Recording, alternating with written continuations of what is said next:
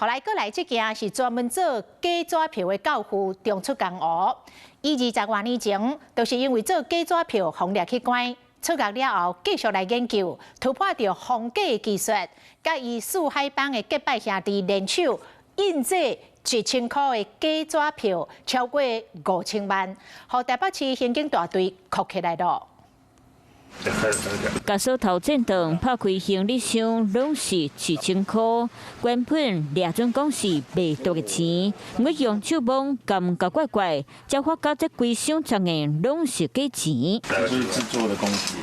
掠去的背后，搁藏做假钱的假死工具，嫌犯敢若知影皮箱关咧，随时脚底抹油让降酸。行李箱的主人就是迄美真区的假钱教父。你讲物件放伫你家，我知。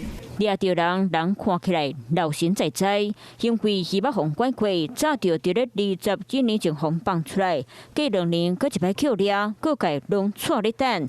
一张假钱爱加工5摆，顺利通过验纸票的机器，一笔5000万计的1000块已经流入市面。当时含永行拢出面关心，过20多年，伊搁甲结拜兄弟四海帮海行动联手合作，混杂这个真钞，向非法的币商来做虚拟货币的买卖。那另外也有部分流入市面。真钱假钱放做伙，幽白的部分是真是假看不出，不过条纹薄膜顶的数字1000，假的嘛是看起来较无。规张纸票印的角度嘛是有偏差，无铺水性，敢若是技术也无够好，因为大量伫咧印拼一个摆，不过已经做7成成啊。 伫咧过去，因拢是到槟榔摊或者是柑仔店去骗孤戏人，即马是直接摕来买虚拟货币，敢若扣闸扣的价钱，就一笔1200外万。警察会阁继续追查有偌济假钱流入市面。